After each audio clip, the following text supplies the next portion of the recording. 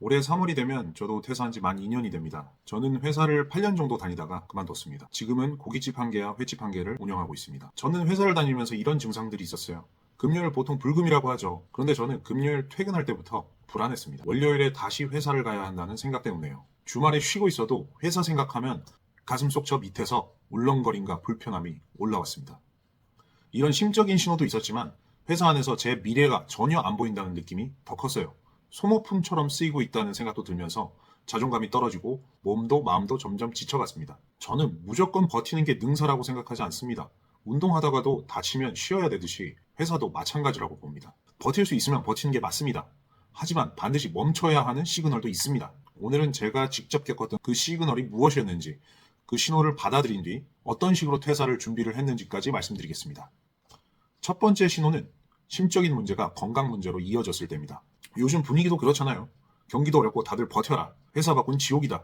이런 말을 쉽게 합니다. 그러면서 인격 비하, 가스라이팅, 갑질 이런 것도 월급에 포함된 거다. 그러면서 합리화하고요. 선배들 버티는 모습 보면 내가 나약한 건가? 아니면 내가 비정상인 건가? 이런 생각도 많이 했습니다. 그런데요, 이거 사람마다 다른 겁니다. 잘 버티는 사람은 잘 버티는 거고 저는 이게 반복되니까 몸이 먼저 무너지더라고요. 불면증이 찾아오고 우울해지고 회사 일을 잊고 싶어서 거의 매일 술을 마셨습니다. 고혈압도 오고 체중이 많이 늘어서 건강 상태가 눈에 띄게 안 좋아졌어요. 하루는 등 쪽이 너무 아파서 병원에 가봤더니 지방간이 너무 심해서 간이 눌려서 그런 거라 그러더라고요. 4년 차쯤 됐을 때 이 업은 내 몸과 마음이 버티지를 못한다. 이렇게 판단을 했고 환경을 바꾸기 위한 준비를 시작했습니다. 제 기준에서는 일 때문에 건강 문제가 생기기 시작했다면 그건 반드시 멈춰야 하는 신호라고 생각합니다. 두 번째는 이 회사에서 더 이상 성장할 수 없다고 느꼈을 때입니다. 저는 4년 차를 넘기면서부터 더 이상 새로운 일이 없었습니다. 업의 특성상 반복되는 일상 업무가 대부분이었어요. 이 회사에 오래 있더라도 내 개인적인 성장이나 시장 안에서의 몸값은 더 올라가지는 않겠다라는 판단이 들었습니다. 그리고 선배님들을 보니까 저게 내 20년 뒤의 모습인가? 라고 생각하니 조금 답답해지더라고요. 솔직히 말하면 닮은 롤모델이 전혀 없었습니다. 게다가 20년 넘게 근무한 부장님이랑 제 월급 차이가 200만 원도 안 나는 걸 보면서 제 미래가 너무 선명하게 보이기도 했고요. 이렇게 제 커리어와 인생을 물경력으로 끝내기는 싫어서 퇴사를 준비하게 됐습니다. 세 번째는 회사가 혹은 그 회사가 속한 업종 자체가 구조적으로 망하고 있다고 느껴질 때입니다. 제 후배 중 한 명이 얼마 전 갑자기 회사가 문을 닫으면서 실직자가 됐어요. 이런 회사들은 대부분 이미 안에서 신호가 보입니다. 사업을 확장하지도 않고요. 새로운 시도도 없고 그냥 유지만 하다가 정리하자는 분위기가 깔려 있어요. 한번 생각해 보세요. 요즘 회사에서 신규 프로젝트가 있나요? 최근 3년간 회사가 커졌나요? 임원들이 유지라는 단어를 많이 쓰나요? 이런 회사에 다니신다면 젊은 사람이 들어가서 성과를 내기도 어렵고 배울 것도 거의 없습니다. 그리고 더 현실적인 문제는 성과금은 당연히 기대도 못하고 월급만 제때 나오면 다행인 경우도 많습니다. 이게 상황이 더 안 좋아지면 최소한의 생계조차 불안해질 수가 있습니다. 이거 그리고 대기업이라고 해서 절대 예외가 아닙니다. 최근 롯데시네마 대규모 감원, 홈플러스의 사례도 있었고요. 지방은행, 시중은행들도 매년 대규모 희망퇴직을 받고 있습니다. 저는 쫓겨나는 입장이 되기 전에 내가 선택할 수 있을 때 미리 준비해서 나오는 게 훨씬 낫다고 생각합니다. 제가 이 세 가지를 말씀드렸는데 제 기준에서는 이 세 가지 중 하나만 있어도 퇴사를 고민할 이유는 충분하다고 생각합니다. 만약 두 가지가 해당된다면 그때는 나가도 이상한 게 아닙니다. 저도 실제로 그 기준에 해당했고 그래서 퇴사했습니다. 그래서 지금부터 어떻게 퇴사 준비를 해야 하나를 말씀드리기 전에 퇴사를 결정한 뒤에 저 역시 뭐 해먹고 살아야 되나 이 고민이 가장 컸습니다. 이직을 준비를 하시는 분들도 계실 거고 나이나 경력 때문에 쉽지 않으신 분 혹은 월급 받는 삶이 이제 지겹다고 느껴져서 창업을 고민하시는 분들도 계실 겁니다. 저는 퇴사 후에 창업 쪽으로 방향을 잡았는데 그 과정에서 가장 어려웠던 게 업종 선택이었습니다. 몇 번의 실패 후 알게 된 사실은 업종 선택만으로도 사업의 성패가 거의 결정된다는 것입니다. 단순히 무엇을 하면 좋을지가 아니라 어떤 기준으로 업종을 골라야 살아남을 수 있는지 정리해둔 영상이 있습니다. 고정 댓글에 링크를 걸어놨으니까요. 창업을 고민하고 계시다면 한 번씩 보시면 도움이 되실 겁니다. 이어서 제가 어떻게 퇴사를 준비했는지 말씀드리겠습니다.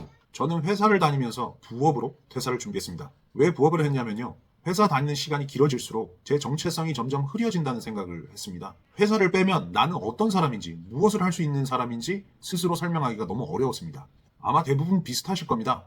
우리 세대는 공부해서 성적에 맞게 대학 가고 학점이나 스펙에 맞춰서 취업하고 직장인이 된 뒤에는 그 자리에서 최선을 다해서 버티고 성과를 내면서 살아왔습니다. 그 과정에서 많은 걸 이뤄내긴 했습니다만 정작 나 자신에 대한 탐색은 전혀 이루어지지 않았습니다. 그래서 어느 순간부터는 저는 대학 간판, 회사 간판, 연봉 말고는 저를 설명할 수 있다는 게 없다는 걸 알게 됐습니다. 그래서 저는 회사를 그만두기 전에 회사 밖에 나를 먼저 만들기 시작했습니다. 그게 제가 부업을 시작한 이유입니다. 그래서 일단 뭘 할 수 있을지부터 알아봤습니다.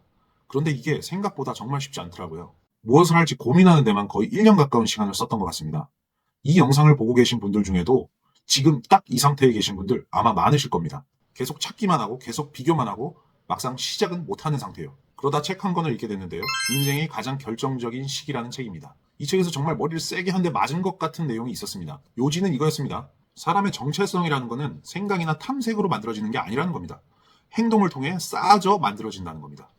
그걸 읽고 나서 제가 깨달은 게 하나 있었습니다. 아, 나는 지금 너무 오래 탐색만 하고 있구나. 뭘 할지 완벽하게 정한 다음에 움직이려고 했고 확신이 생기면 시작하려고 했습니다. 근데 그 책에서 말하는 정체성이라는 건 그렇게 만들어지는 게 아니었습니다. 작게라도 시작해서 하나씩 쌓이는 것. 그렇게 쌓인 정체성 자본이라는 것이 결국에 나를 구성한다는 내용이었습니다. 곰곰이 생각해보니까 정말 맞는 말이었습니다. 결국 행동을 해서 작든 크든 결과를 만들어야 그게 내 안에 쌓이고 그게 내 정체성이 되는 거였습니다. 완벽하지 않아도 멋지지 않아도 일단 시작하는 쪽을 선택을 했습니다. 그렇게 하나씩 시작하면서 비로소 회사 말고도 저를 설명할 수 있는 것들이 조금씩 생기기 시작했습니다.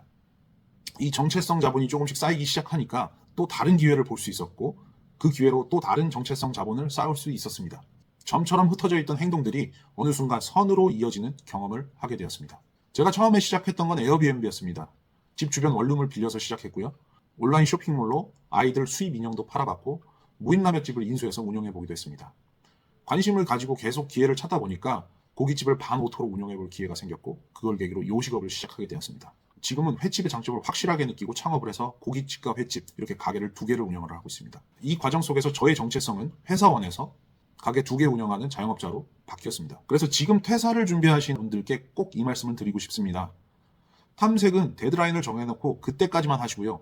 그 다음은 바로 작은 것이라도 시작하시기 바랍니다. 준비가 완벽하지 않아도 멋지지 않아도 지금 바로 시작하셔야 됩니다. 퇴근 후 2시간, 출근 후 1시간만 써도 분명히 할 수 있는 건 있습니다. 그런데 또 막상 실행하시려고 하면 또 손이 안 움직이실 겁니다. 그럴 때는 한 인터뷰에서 유재석 씨가 중요한 결정을 할 때 자주 쓴다고 했던 사고방식을 하나 써보셔도 됩니다. 이 결정을 내렸을 때 일어날 수 있는 최악의 상황은 뭐지? 퇴근 후에 어차피 넷플릭스 볼 그 2시간을 6개월간 써봤는데 아무것도 안 남더라.